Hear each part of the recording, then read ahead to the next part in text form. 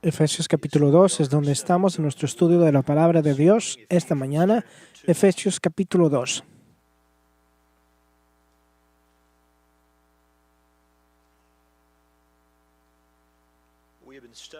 Hemos estado estudiando a través del libro de Efesios los miércoles en la noche. Si usted ha estado con nosotros durante los servicios de la semana, usted está consciente de esto. Esta mañana quería que nos enfocáramos en algunos versos a los que hemos llegado en nuestro estudio del miércoles en la noche. Principalmente el verso 8 al 10 del segundo capítulo, pero quiero que leamos, empezando con el verso 1, para que veamos esos versos en su contexto.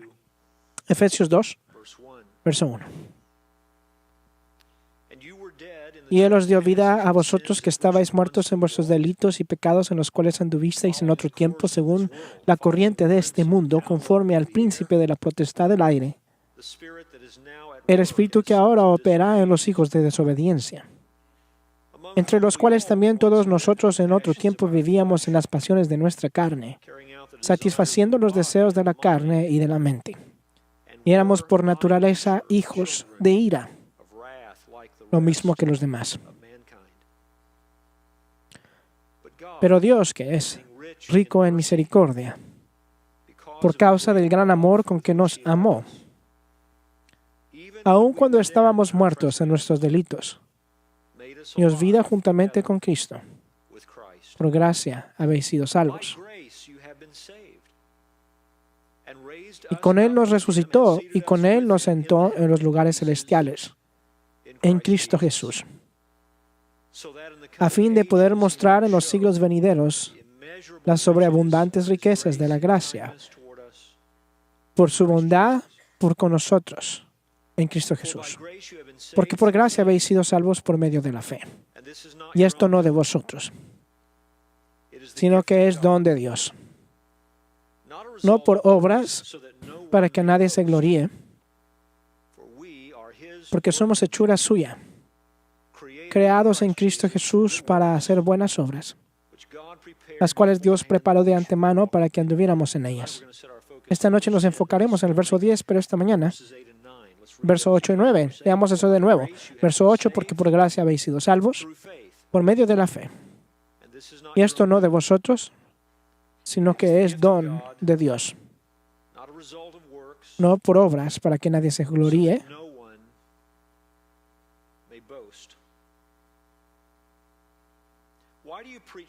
¿Por qué predicamos el Evangelio a los cristianos? ¿Por qué predicamos el Evangelio a los cristianos?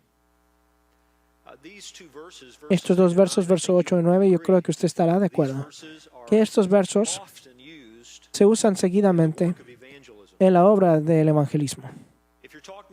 Si le está hablando a alguien que no es un cristiano y usted quiere explicarles a ellos el Evangelio, ¿acaso no es cierto que muchas veces usted va a Efesios 2, 8 y 9 y usted explica que la salvación es por gracia solamente, que solamente es por fe y es en Cristo solamente? Estos versos son valiosos. En la obra del evangelismo nos ayudan a explicar a los pecadores perdidos cuál es el verdadero evangelio, pero acuérdese que Pablo le escribe esta carta a creyentes.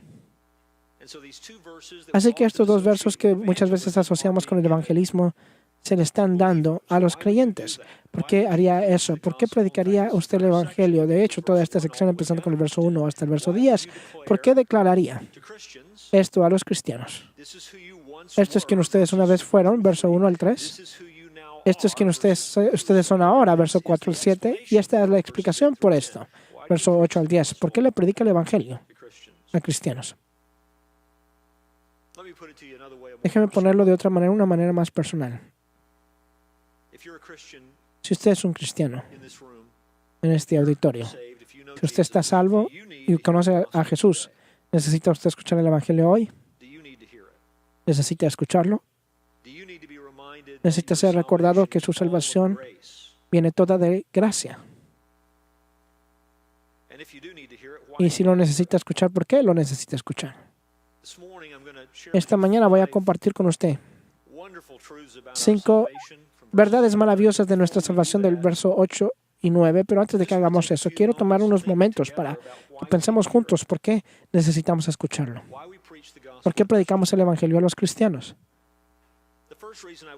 La primera razón que voy a mencionar es esta, porque el Evangelio para siempre va a estar bajo ataque.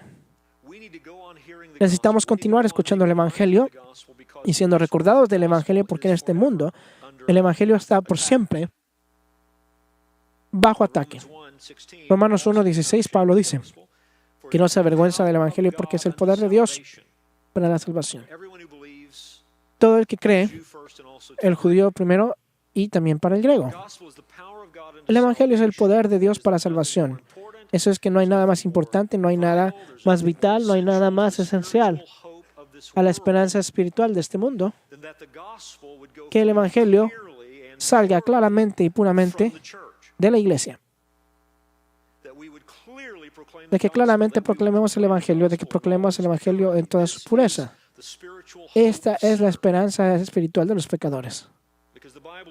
Porque la Biblia es clara de que los hombres y las mujeres no pueden ser salvadas si no es por escuchar el Evangelio.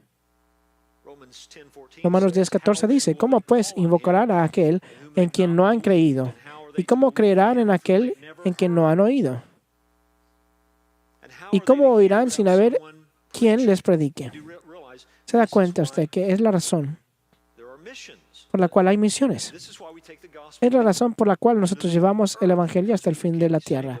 Porque las personas pueden ser salvas, no pueden ser salvas sin escuchar el Evangelio. ¿Y cómo predicarán si no son enviados tal como está escrito? Cuán hermosos son los pies de los que anuncian el Evangelio del bien. Sin embargo, no todos hicieron caso al Evangelio porque Isaías dice, Señor, ¿quién ha creído a nuestro anuncio? Así que la fe viene por el oír y el oír por la palabra de Cristo. Así es como Dios salva a los pecadores a través de este mensaje, el Evangelio. Así que no es una sorpresa, ¿cierto?, de que el demonio busque corrompir el Evangelio. No nos sorprende. Un Evangelio corrupto no es Evangelio. Los hombres y las mujeres no son salvos al escuchar un mensaje que se parece al Evangelio. Se les tiene que dar este mensaje de que no es un mensaje humano, este es un mensaje divino. Y tan pronto, mientras que usted lo altera y lo ajusta, ya no es lo que era.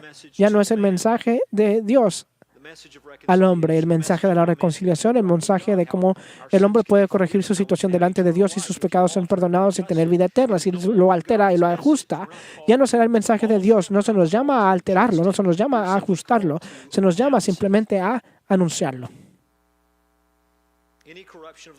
Cualquier corrupción del Evangelio se tiene que resistir en los términos más fuertes.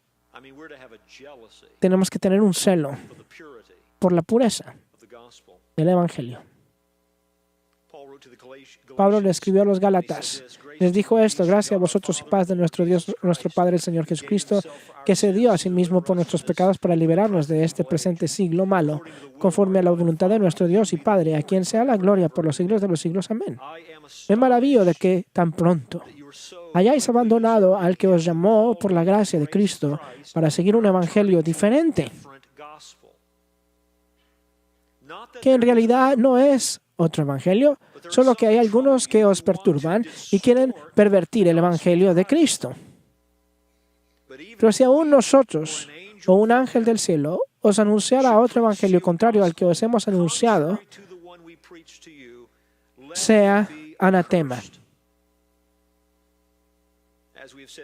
Como hemos dicho antes, también repito ahora, si alguno os anunciara un evangelio contrario al que recibisteis, sea anatema. Porque busco ahora el favor de los hombres o de Dios. ¿O me esfuerzo por agradar a los hombres? Si todavía estuviera tratando de agradar a los hombres, no sería siervo de Cristo. Ahí Pablo nos deja entender cómo es que el evangelio está siendo corrompido. Está siendo corrompido en el interés de agradar a las personas. Es distorsionado, es disminuido, es alterado, es ajustado. Porque el predicar el evangelio en su pureza trae persecución. Dice, pues quiero que sepáis, hermanos, que el evangelio que fue anunciado por mí no es según el hombre, pues ni lo recibí de un hombre, ni me fue engañado, sino que lo recibí por medio de una revelación de Jesucristo. Este no es mi mensaje, dice él, este no es nuestro mensaje, este es el mensaje de Dios. Y no debe de ser distorsionado, no debe ser cambiado, debe de ser mantenido puro. Entonces, ¿por qué necesitamos seguir escuchando el evangelio? Porque el evangelio es la esperanza del mundo y está constantemente bajo ataque. Y se nos tiene que recordar de lo que realmente es, de lo que el mensaje realmente es. Hay una segunda razón por la cual predica el evangelio a los cristianos. Porque la iglesia está llamada a contender por el evangelio, perdón. No solamente reconocemos que está bajo ataque, pero reconocemos que ahora tenemos una responsabilidad dada a nosotros por Dios a contender por el evangelio en este mundo. Eso es cuando usted tiene maestros falsos, cuando usted tiene profesores vacíos, cuando usted tiene personas que están operando en el nombre de Jesús pero corrompen el evangelio. Se nos llama a nosotros a defenderlo, a contender por el evangelio. El pequeño libro de Judas.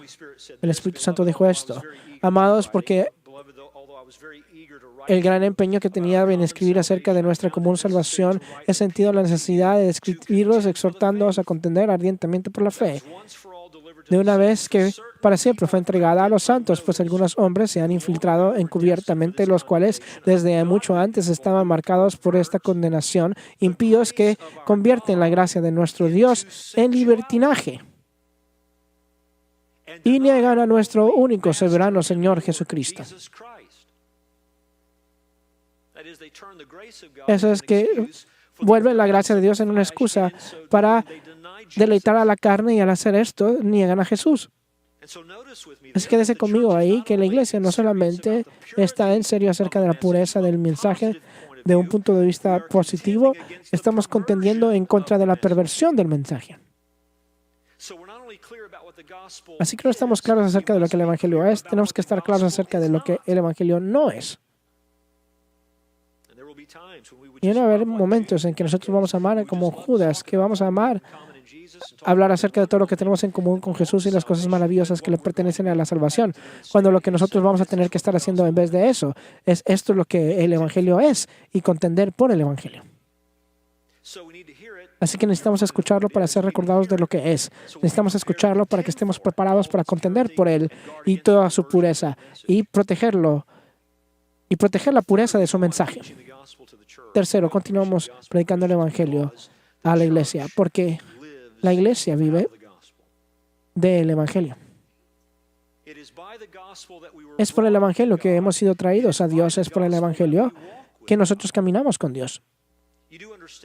Usted entiende que todas las verdades que encontramos en la palabra de Dios que tienen que ver con nuestra santificación, y todo lo que estamos viendo ahí, todo lo que estamos observando, todo lo que estamos aprendiendo ahí, es la aplicación extendida del mensaje del evangelio al pueblo que lo ha recibido.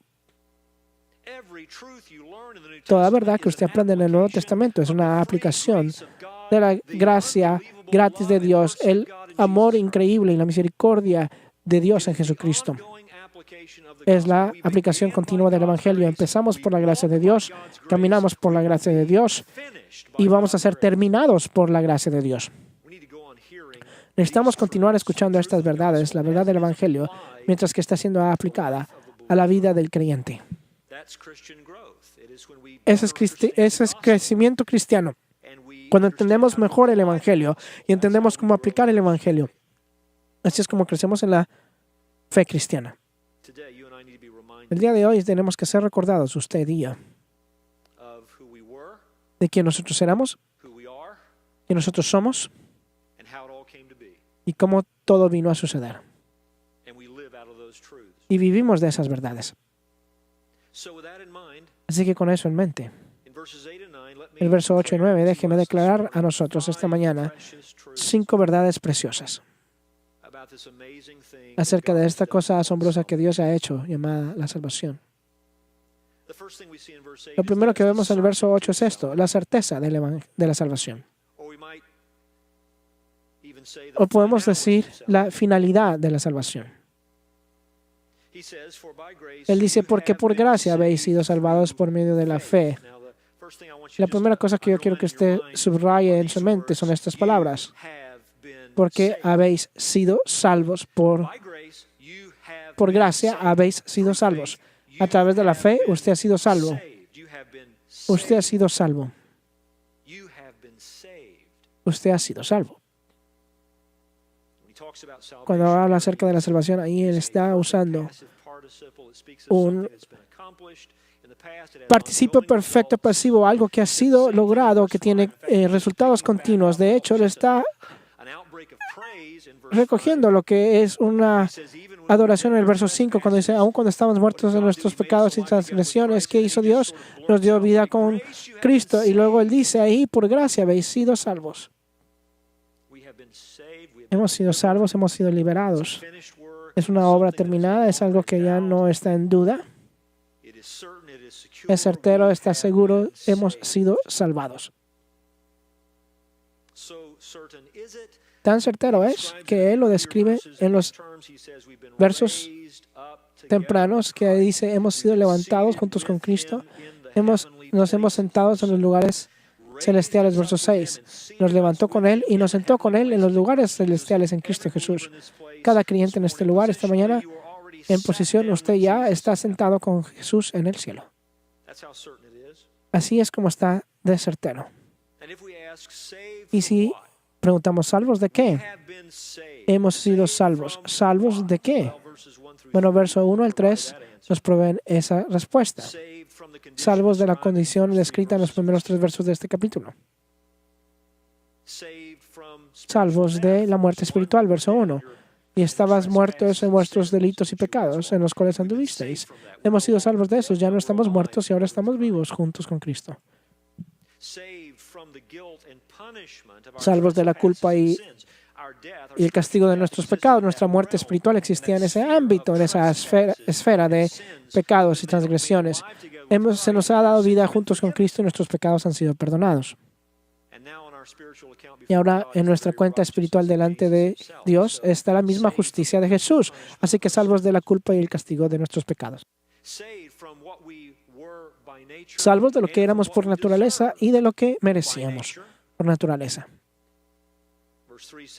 Verso 3 dice que éramos por naturaleza hijos de la furia, como el resto de la raza humana. Teníamos una relación con Dios antes de ser salvos, pero nuestra relación con Dios era hacia la furia de Dios. Esa era nuestra relación con Dios. Teníamos una relación con su furia, merecíamos su furia, hijos por naturaleza, merecedores de la furia de Dios.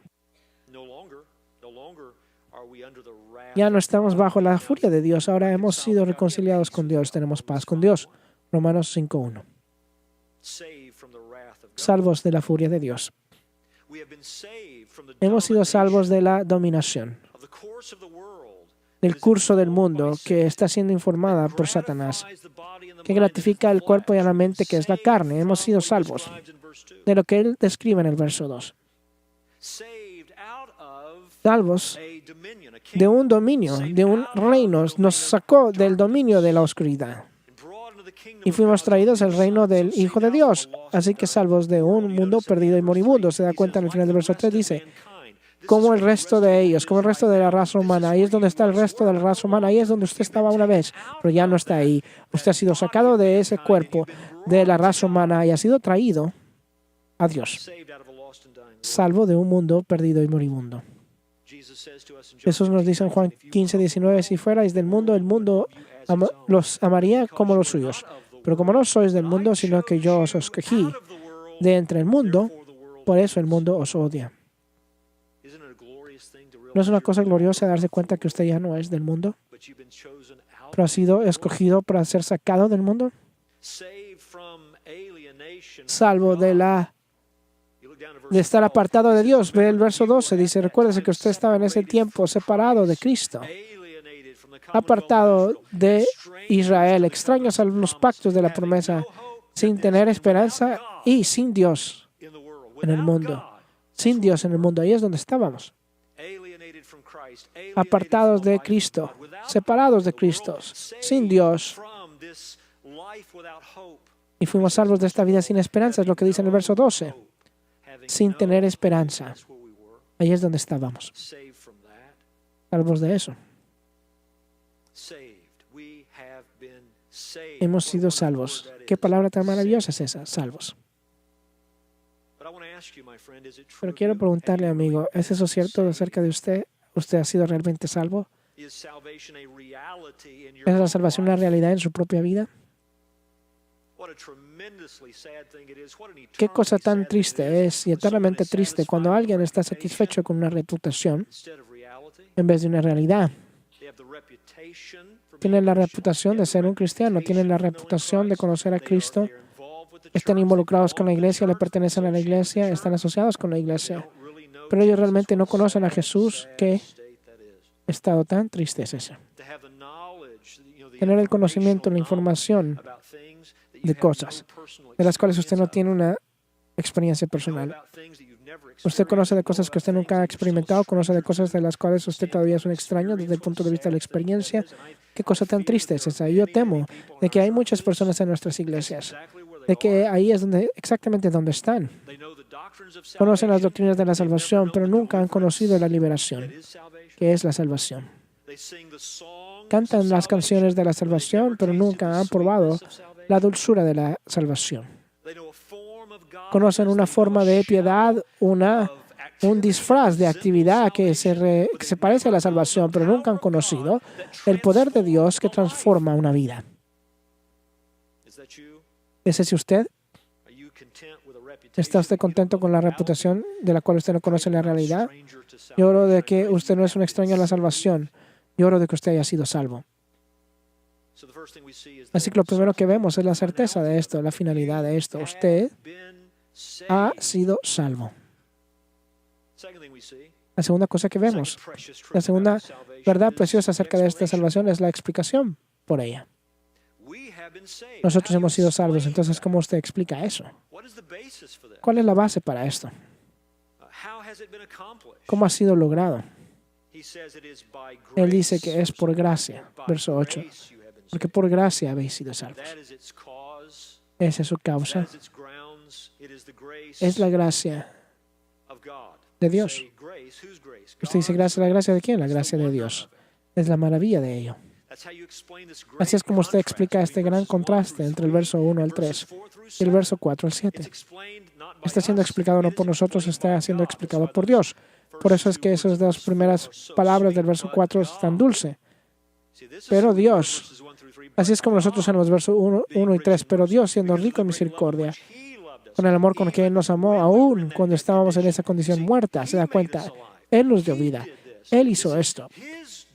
Esta es su obra. Y luego Pablo adora y dice que por gracia habéis sido salvos, verso 5, y ahora ha recogido ese verso en el verso 8. Ese tema en el verso 8. Así es como usted explica la salvación. Es explicada por la gracia de Dios. ¿Qué es la gracia? La gracia es el favor inmerecido. Es que Dios, siendo eternamente bueno hacia nosotros, no lo merecíamos y nunca lo mereceremos. ¿Qué es la gracia? Es la salvación de Dios hacia un pueblo que no se merece ser salvado. Es el amor de Dios a un pueblo que no era digno de amor. Es que Dios tenga misericordia sobre un pueblo que no merecía misericordia. Es que Dios perdonara a un pueblo que eran absolutamente culpables y no se merecían ser perdonados. Es que Dios liberara a un pueblo que se merecía la condenación. Esa es la gracia. Y cuando usted entiende la gracia, usted nunca pregunta por qué le pasan malas cosas a buenas personas. Usted pregunta por qué cualquier cosa buena le sucede a cualquier persona, porque no hay nadie que es bueno. Todos hemos pecado y hemos quedado cortos de la gracia de Dios. ¿Qué merecemos de la mano de Dios? Merecemos furia. Entonces, ¿por qué es que el sol está brillando sobre personas que se merecen la furia? ¿Por qué caerá la lluvia en personas que se merecen la furia? ¿Por qué se provee para nuestros hogares y se provee comida y ropa y transportación para las personas que se merecen la furia de Dios? ¿Por qué es que Dios es bueno a los pecadores? Se llama gracia común. Pero Dios ha hecho algo por nosotros que va más allá de la gracia común. Dios nos ha dado una gracia que nos ha hecho su Hijo.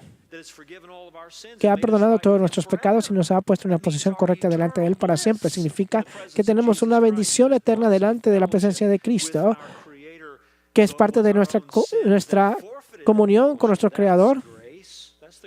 Esa es la gracia de Dios.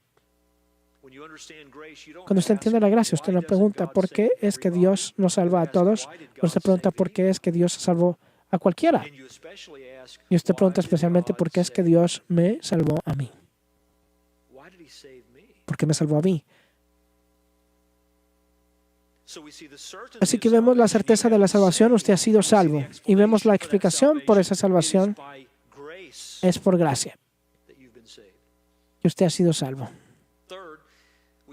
Tercero, vemos la comunicación de la salvación. ¿Cómo es que esta salvación vino a nosotros? ¿Cómo es que Dios nos comunicó a nosotros? Porque por gracia habéis sido salvos a través de la fe. A través de la fe. Es por gracia que hemos sido salvos, es a través de la fe que es recibida. Está comunicada a nosotros por Dios. La fe es el canal a través de la cual la salvación se nos dio, en términos de nuestra experiencia. Este no es un trabajo. Es muy importante entender esto. La fe no es un trabajo. De hecho, la fe es un regalo de Dios, como todo lo demás que le pertenece a la salvación. Es un regalo de Dios. La fe es el resultado de la regeneración. Dios hace una obra que da vida en el alma y el resultado de eso es vista espiritual, que luego observa la gloria de Dios en el rostro de Cristo y es capaz de recibir a Cristo como Señor y Salvador. Así que nuestra fe es explicada por la actividad de Dios. No es algo que era natural a nosotros, es sobrenatural, es producido sobrenaturalmente. La fe es explicada por Dios, así como todo lo demás en la salvación. Yo creo que no hay nada más vital de entender en la época en que vivimos que el tema de la fe salvadora. Hay muchas personas que estarán de acuerdo que la salvación es recibida por fe solamente, que luego traicionan el hecho de que ellos no entienden la fe salvadora. Porque argumentan por un tipo de fe que dejaría a alguien sin ser transformado. Un tipo de fe que significa que yo he orado la oración, he caminado el camino, he firmado la tarjeta, yo soy salvo para siempre porque hice eso. Mientras que la vida continúa de una manera que indica claramente de que no ha habido transformación y dicen, esa es fe. No, no es fe. La Biblia es muy cuidadosa. Dios tiene mucho cuidado en su palabra para dejarnos saber de que hay un tipo de fe que no salva fe, que no es una fe salvadora. Hay un tipo de fe que es natural. De hecho, hay un tipo de fe que es demoníaca. Aún los demonios tienen el tipo de fe que algunas personas tienen que dicen ser cristianos. El tipo de fe que realmente está presente donde la salvación se recibe no es como esa fe, es una fe completamente diferente. En el libro de Santiago, el Espíritu Santo nos da una advertencia acerca de una fe como esta. Santiago 2:14 dice, ¿de qué sirve, hermanos míos, si alguno dice que tiene fe, pero no tiene obras? ¿Acaso puede esa fe salvarlo? Si un hermano o hermana no tiene ropa y carece del sustento diario, y uno de vosotros les dice, id en paz, calentados y saciados, pero no les dais lo necesario para su cuerpo, ¿de qué sirve? Solamente son palabras. Así que también la fe, de una manera similar, así que también la fe por sí misma, si no tiene obras, está muerta. Esa no es una fe que da vida, es una fe muerta. Siguiente verso, pero alguno dirá, tú tienes fe y yo tengo obras. Muéstrame tu fe sin las obras. Yo te mostraré mi fe por mis obras.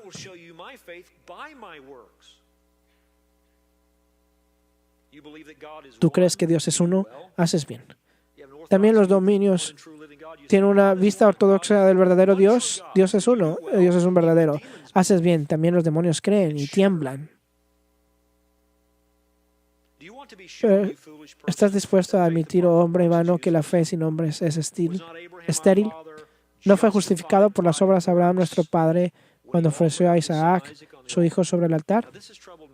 Esto le ha molestado a muchas personas. Le molestó a Martín Lutero. El libro de Romanos habla acerca de una justificación que es aparte de las obras.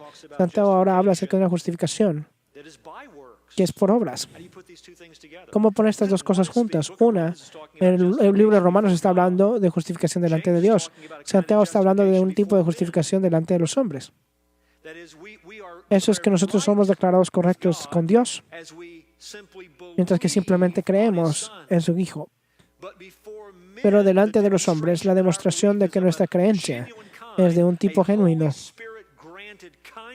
una fe dada por el Espíritu Santo. La demostración delante de los hombres es por la manera en que vivimos. Porque donde hay verdadera fe en Dios, la vida es transformada. Y resulta en sí misma en buenas obras. Eso es lo que aprenderemos esta noche en el verso 10. Porque somos hechura suya, creados en Cristo Jesús para hacer buenas obras, las cuales Dios preparó de antemano para que anduviéramos en ellas.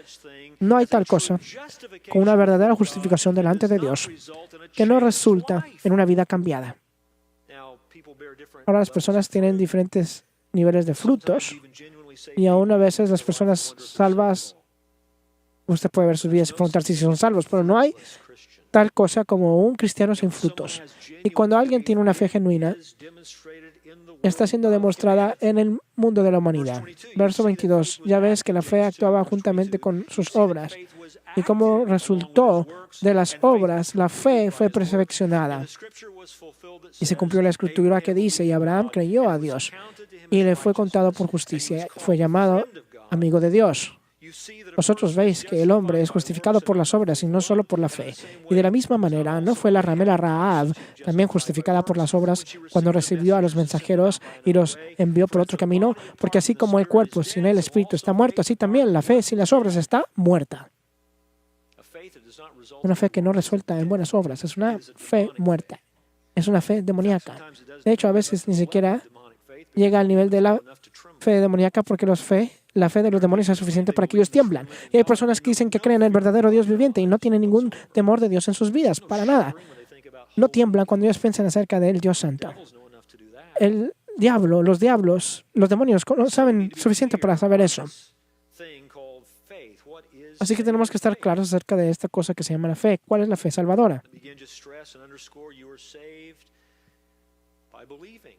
Déjeme subrayar y resaltar que usted está siendo salvo al creer. La salvación se nos comunica a nosotros de parte de Dios a través de la fe. ¿Cuál es la fe que es verdadera fe? Fe salvadora. Lo mencioné hace un momento, es un regalo de Dios. Escuche Filipenses 1:29. Porque a vosotros se os ha concedido, por amor de Cristo, no solo creer en Él, sino también sufrir por Él. Le ha otorgado a usted por Dios de que usted sufra por el amor de Cristo, pero no solamente que sufra por Él, sino que usted crea en Él. Esto se le ha otorgado a usted de parte de Dios. Hechos 13:45 dice, pero cuando los judíos vieron a las muchedumbres, se llenaron de celo y blasfemando, contradecían lo que Pablo hablaba. Entonces Pablo y Bernabé hablaron con valor y dijeron, era necesario que la palabra de Dios os fuera predicada primeramente a vosotros, a los judíos, mas ya que las rechazáis y no os juzgáis dignos de la vida eterna. He aquí nos volvemos a los gentiles, porque así nos los ha mandado el Señor. Te he puesto como luz para los gentiles a fin de que lleves la salvación hasta los confines de la tierra. Oyendo esto, los gentiles se regocijaban y glorificaban la palabra del Señor, creyendo. Escuche esto, y creyeron cuantos estaban ordenados a vida eterna. Y creyeron cuantos estaban ordenados a la vida eterna, escogidos por Dios para la vida eterna. Estas mismas personas creyeron.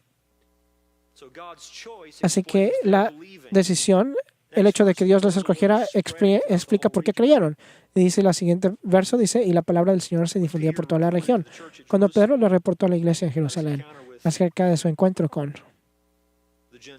los gentiles, Hechos 11:15 dice esto, cuando comencé a hablar, el Espíritu Santo descendió sobre ellos, tal como lo hizo sobre nosotros al principio. Entonces me acordé de la palabra del Señor cuando dijo, Juan bautizó con agua, pero vosotros seréis bautizados con el Espíritu Santo. Por tanto, si Dios les dio a ellos el mismo don que también nos dio a nosotros después de creer en el Señor Jesucristo, ¿quién era yo para poder estorbar a Dios? Y al oír esto, se calmaron y glorificaban a Dios diciendo, escuche su conclusión, así que también a los gentiles ha concedido Dios el arrepentimiento que conduce a la vida. Dios le otorgó a ellos arrepentimiento, así como Él nos otorgó a nosotros arrepentimiento. Hechos 16:14 describe esto en el nivel personal. Y Pablo estaba predicando a la par de un río. Hechos 16:14, y estaba escuchando a cierta mujer llamada Lidia de la ciudad de Tiatira, vendedora de telas de púrpura que adoraba a Dios. Y el Señor abrió su corazón para que recibiera lo que Pablo decía. ¿No es eso hermoso? El Señor abrió su corazón, así que ella puso atención a lo que ella estaba escuchando. Y la Biblia dice, cuando ella y su familia se bautizaron, los rogó diciendo, si juzgáis que soy fiel al Señor, venid a mi casa y quedaos en ella, y nos persuadió a ir. Esta mujer fue convertida. ¿Cómo fue convertida? Ahí está Pablo predicando. ¿Y qué está haciendo el Señor en el caso de ella? Él abrió su corazón. Le otorgó entendimiento. Fe es el resultado de la obra de Dios. Y la fe que de hecho recibe la salvación no es natural, es sobrenaturalmente producida. Producida sobrenaturalmente. ¿Cuáles son las marcas de la fe genuina? Pero déjeme describirlo. Una de las marcas de la fe genuina, la fe descansa en la obra completada de Jesucristo. ¿Cómo estoy yo correcto delante de Dios? No basado en lo que yo he hecho, pero basado en lo que Dios ha hecho. Lo que Jesús ha hecho. Si Jesús no salva a los pecadores y su obra no es suficiente para salvar a los pecadores, si no es completamente suficiente, entonces estoy perdido para siempre, porque estoy poniendo todo mi peso no en lo que yo he hecho, pero en lo que Jesús hizo por los pecadores. Yo estoy confiando en su obra terminada. La fe responde a la persona perfecta de Cristo. Tenemos que hacer esto claro, ¿no es cierto? De que es por un mensaje que ha sido traído a la salvación, pero el objeto de su fe es Jesús mismo. El Evangelio nos declara a nosotros a Cristo. Entonces nosotros confiamos en Cristo. Así que el venir a la salvación es venir a Cristo. Y sí, yo confío en su obra terminada, pero no aparte de sí mismo. Confío en su obra terminada mientras que yo vengo a Él. Así que la fe es una respuesta de fe a la persona perfecta de Jesús. La fe se regocija en el gobierno soberano de Cristo. Yo no trato de dividir a la persona de Jesús. Yo no digo, yo creo que Él es un Salvador maravilloso, pero yo no lo quiero como Señor. Usted no hace a Jesús nada. Él es quien Él es. Así que usted viene a Él como lo que Él es, no solamente como un Salvador, sino que como Señor. Así que donde hay esta verdadera fe salvadora, estoy descansando en la obra terminada de Cristo, estoy respondiendo a la persona perfecta de Cristo y estoy regocijándome en el gobierno soberano de Cristo sobre mi propia vida. La fe se deleita en la gloria eterna de Cristo. Ahora que he venido a Jesús, ¿la gloria de quién está a la centro de mi vida? No la mía, sino que la de Él. Yo le amo a Él. Yo le adoro a Él. Yo le magnifico a Él. Y yo vivo para la gloria de Él. Su gloria. Ahí está mi ambición en mi vida. Me regocijo en la gloria eterna de Cristo. La fe permanece aún donde existen los sufrimientos unidos a Cristo. Escuchamos esta mañana acerca de nuestros hermanos y hermanas que sufren en medio de otras partes del mundo. Les digo cómo adoran ellas. Adoran en el Espíritu Santo, con la gloria de Dios, de Cristo delante de sus ojos.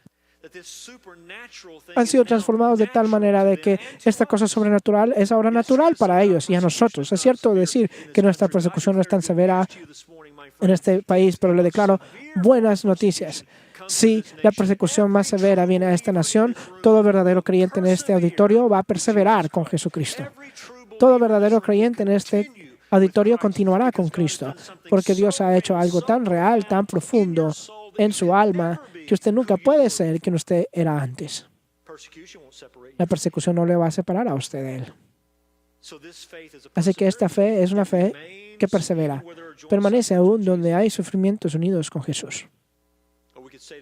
O podemos decirlo de esta manera, la fe se levanta por encima de todo tipo de guerra que enfrentamos en este mundo.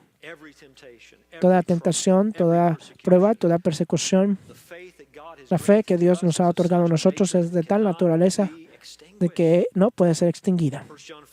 1 Juan 5:4 dice, porque todos los que es nacido de Dios, todo el que ha nacido de Dios vence al mundo. Y esta es la victoria que ha vencido al mundo, nuestra fe. ¿Y quién es el que vence al mundo sino el que cree que Jesús es el Hijo de Dios? Pero se da cuenta del resultado del nuevo nacimiento, todo el que ha nacido de Dios vencerá al mundo. ¿Qué es lo que vence al mundo? Nuestra fe. Y es nuestra fe. La ejercitamos, es nuestra fe, pero esa fe se volvió nuestra debido al nuevo nacimiento. Así que Dios no creyó por nosotros, nosotros creímos en el Señor Jesucristo. Dios hizo eso dentro de nosotros, lo cual era necesario para que nosotros creyéramos en Cristo. La certeza de la salvación, usted ha sido salvo. La explicación por la salvación es por gracia. La comunicación de salvación, ¿cómo se recibe? Es por fe. 4. Dese cuenta del gran contraste en la salvación. Él dice, pero al final del verso 8, y esto no de vosotros, sino que es don de Dios. No un resultado de obras.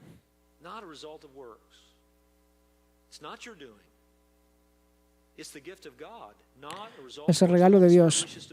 El Espíritu Santo desea hacer algo abundantemente claro en esta declaración. Si usted no lo entendió antes, Él lo quiere llevar a casa. Ninguna de estas cosas, no ninguna parte de esto, no ninguna poquito de esto es explicado por usted.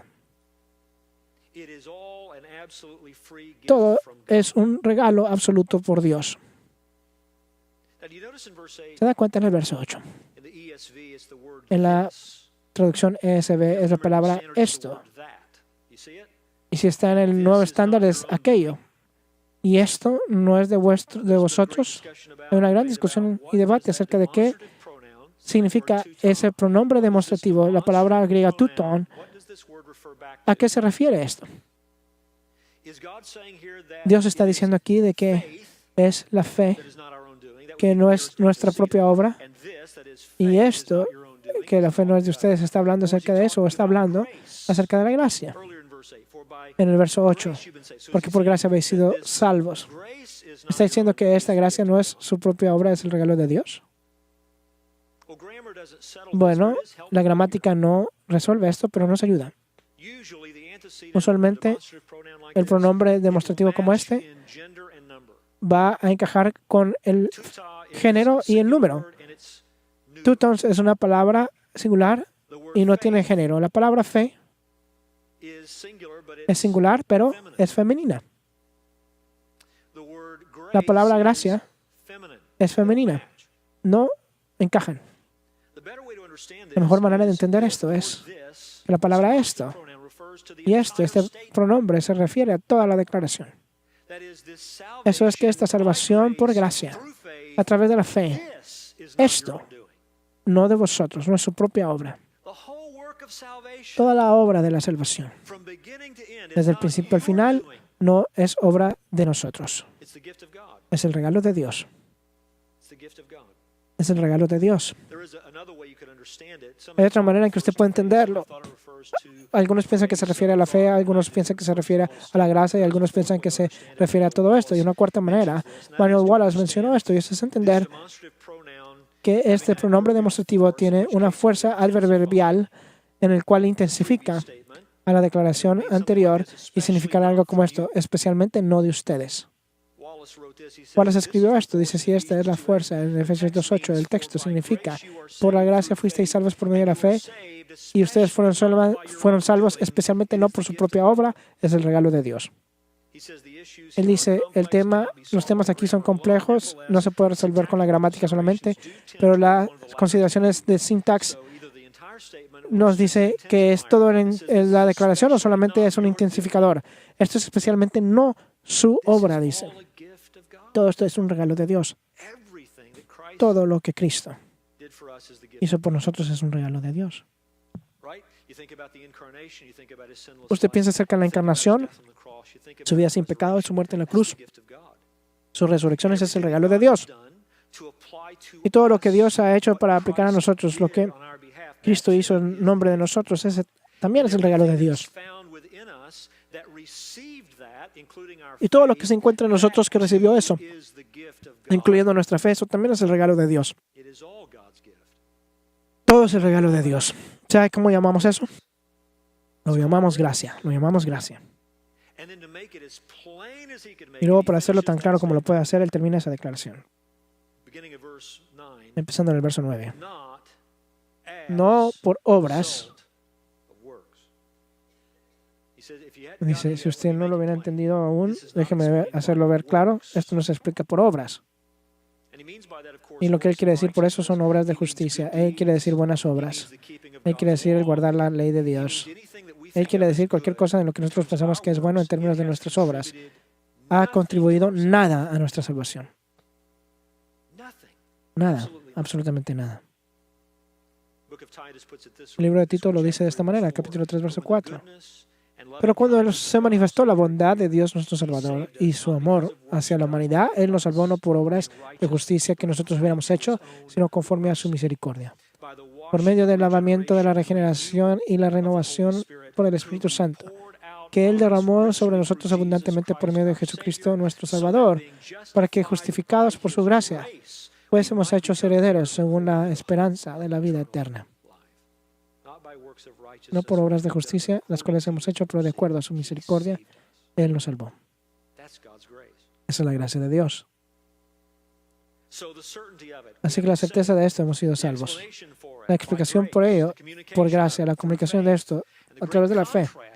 Y el gran contraste que se nos presenta no es nuestra obra, no es nuestro trabajo, es el regalo de Dios. Es el regalo gratis. Y usted sabe que todo esto es porque ese fue el plan de Dios. Lo último que vemos, la quinta cosa, es la celebración de la salvación. Cuando pensamos acerca de esta gran salvación y lo celebramos, ¿quién recibe la adoración? ¿A quién le damos gracias? ¿Quién debe de ser honrado? Se cuenta verso 9. No el resultado de las obras, ¿para qué? Una declaración de propósito. ¿Para qué? Nadie, subrayas en su mente, nadie, ni siquiera uno, se gloríe. La palabra para gloria es una palabra que tiene que ver con gloriarse en sí mismo. El tener orgullo, el ser orgulloso en uno mismo. La misma palabra se usa en 1 Corintios 1:29. 1:28 dice, y lo vil y despreciado del mundo ha escogido Dios lo que no es para anular lo que es, para que nadie se jacte delante de Dios. Para que nadie se jacte, ni siquiera uno. Toda la gloria, toda la adoración, todo el honor, todas las acciones de gracias, el crédito le pertenece a aquel que lo hizo todo. Y ese es Dios. Ese es el Evangelio. La salvación es por gracia únicamente. Es por fe únicamente. Es en Cristo únicamente.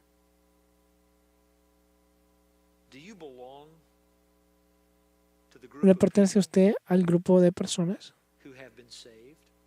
que han sido salvas? Por favor, no guarde sus cosas, no he terminado. ¿Le pertenece a usted al grupo de personas que han sido salvos? ¿Ese es usted? Y creyente, le quiero preguntar, ¿cuándo fue la última vez que usted realmente lo entendió todo de una manera fresca y se recordó a usted mismo que la salvación es de la gracia? ¿Cuándo fue la última vez que usted vio su propio caso y reflejó en su propia vida? Y dijiste, Señor, todo esto es tu gracia. Glenn nos habló esta mañana acerca de nuestros hermanos y hermanas que están sufriendo en otros lugares del mundo. Y muchas veces he pensado, últimamente, ¿Y qué si hubiera nacido en Afganistán? Usted entiende la gracia de Dios a usted. Precedió el que usted estuviera en esta tierra. Todo es por gracia. De que haya nacido en una familia donde mi padre y mi madre fueran convertidos. Y nos empezaron a llevar a la iglesia donde yo iba a escuchar el Evangelio y ser convertido. Esa es la gracia de Dios. ¿Cómo Dios le ha mostrado gracia a usted? ¿Cómo le ha traído a usted mismo? Le voy a preguntar, ¿qué tan celoso es usted por el mensaje del Evangelio? ¿Qué tan celoso es usted por este mensaje? Tenemos que contender por ello. Jesús estaba tan encendido cuando escribió el libro de Gálatas que básicamente eliminó todos los saludos y entra directamente al tema. Está tan incendiado por la disposición de ellos de aceptar la perversión del Evangelio. Usted se pregunta a veces por qué no podemos participar con ese grupo y ese otro grupo en el ministerio, pero si el Evangelio no está siendo dado a ver claro y no se mantiene puro, no podemos ser parte de eso. No lo podemos hacer. Tenemos que ser celosos por la pureza del Evangelio.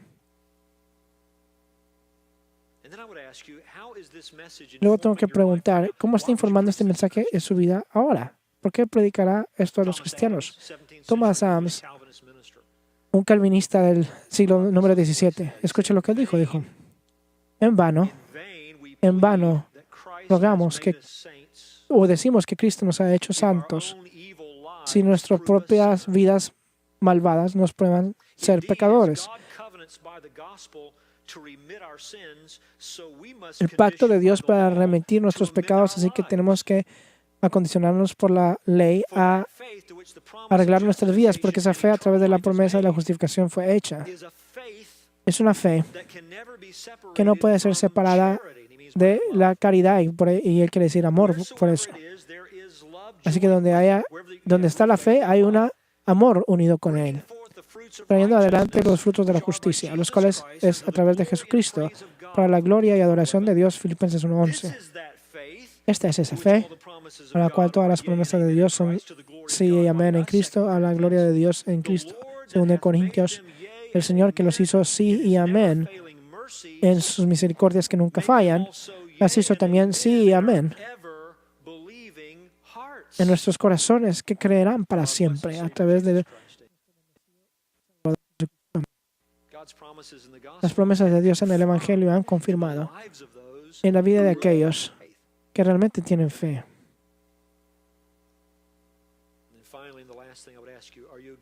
Y finalmente, y la última cosa que le voy a preguntar, ¿es usted un buen mayordomo de este mensaje? Mayordomo de estos mensajes. Somos embajadores de Jesucristo. Alrededor de nosotros hay pecadores que están en necesidad de ser reconciliados con Dios. Este es el mensaje. ¿Declaramos nosotros fielmente este mensaje al mundo? Esta noche regresaremos y veremos el verso 10. Y veremos que la salvación no solamente ha cambiado nuestro estatus, nos ha cambiado a nosotros. Dios no solamente ha hecho algo por nosotros, Él ha hecho algo en nosotros. Él nos hizo su propia obra especial. Oremos juntos. Oh Señor, yo oro de que tu palabra eche raíz en nuestros corazones esta mañana. Y para cualquiera en este cuarto que tenga la reputación de la salvación, pero son extraños a la realidad de ella, cantan las canciones de la salvación, nunca han probado la dulzura de la salvación. Yo oro de que les otorgues una disatisfacción santa con lo que solamente es una forma de piedad.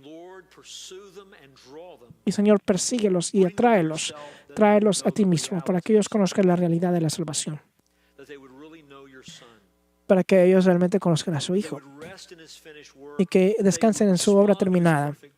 Que respondan a su persona perfecta. De que ellos se regocijen en su gobierno soberano sobre su vida. Tráelos al lugar donde ellos doblan sus rodillas al Salvador y lo confiesan como Señor.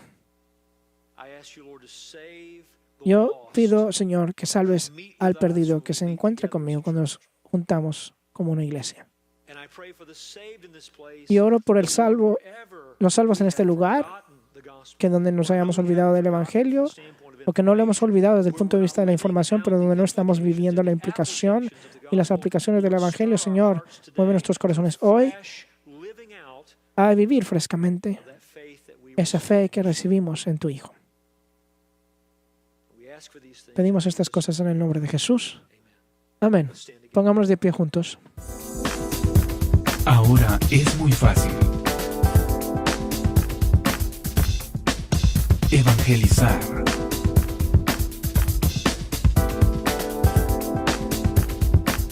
Comparte esta prédica en Facebook, Twitter, Google Plus y Pinterest.